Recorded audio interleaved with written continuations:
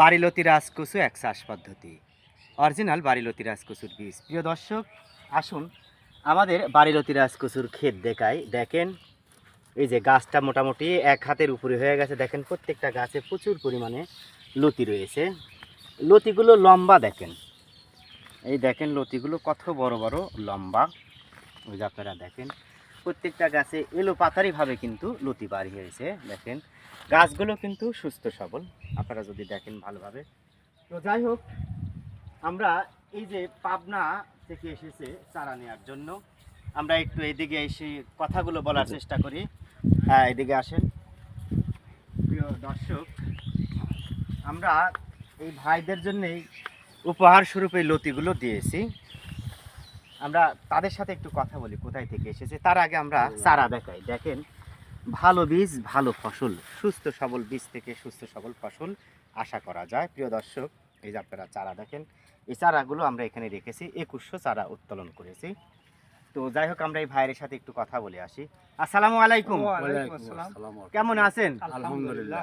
কোথায় থেকে আসছেন আপনারা? আপনার সুজানগরের মাঝখান দুবলিয়া থেকে আসছে। ও, ইতিপূর্বে কি লতি রাজকচু এক চাষ আমি করেছেন? কোনোদিন লাগাই নাই। কতগুলো চারা নেবেন? আমি হলে ওই 2021 সাল নিতে আইছি। 2100 চারা নিতে।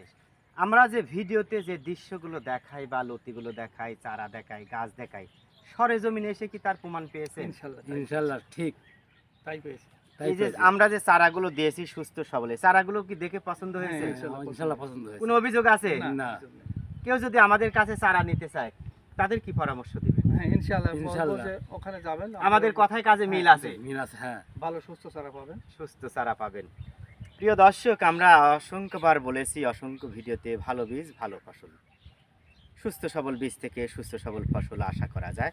বীজ যদি আপনার ভালো না হয়, তাহলে কিন্তু কোনো প্রকার চাষাবাদে আপনি সফলতা অর্জন করতে পারবেন না। তাই দেখে শুনে ধীর স্থির স্থিরতে আপনারা সামনের দিকে আগাবেন বাড়িলতি রাজকচু একের বীজ, ফুল বা চারা নেওয়ার জন্য। চাইলে ভিডিও স্ক্রিনে ফোন নাম্বার দেওয়া রয়েছে, আপনারা আমাদের সাথে যোগাযোগ করবেন। তো এই যে চারাগুলো যে নিলেন, এই যে আপনাদের যে লতি দিয়েছি, তো লতি দেখে কেমন হ্যাঁ, লাগছে? ইনশাআল্লাহ ইনশাআল্লাহ খুব ভালো লাগছে। খুব ভালো লাগছে লতি। হ্যাঁ।